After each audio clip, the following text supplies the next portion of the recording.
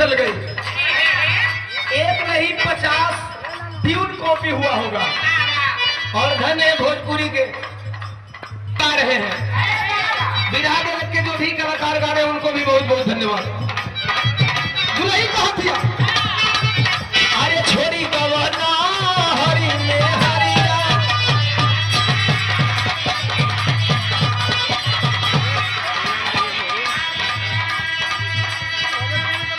और छांगुर भैया के छोटी चाची 100 रुपया दे के सम्मान के लिए बहुत बहुत प्रणाम। आए हैं तमाम आवाम के साथ हुआ आशीर्वाद में शांति से बुलार कामना बा।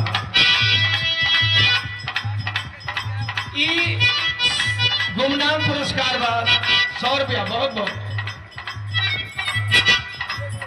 अरे खेसारी हमार पोता हो,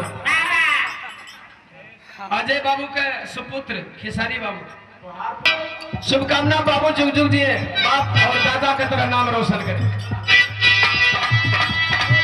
दुल्ही कहा दिया छोड़ी गवाना हरी में हरिया, छोड़ी गवाना हरी में हरिया, दिया भैया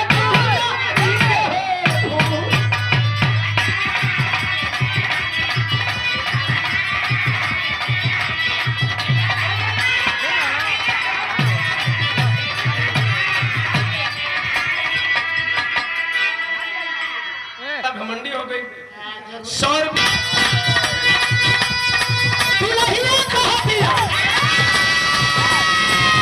अरे कवनी साथिया,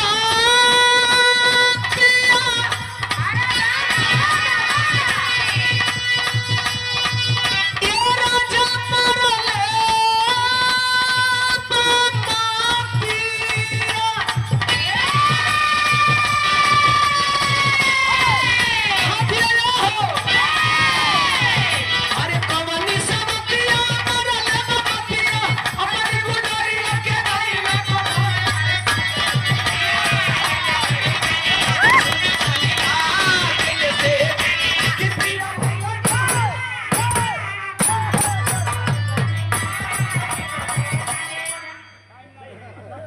टाइम ना हो मन में चोहर के बेहरा अब चला चला चला हम आते करते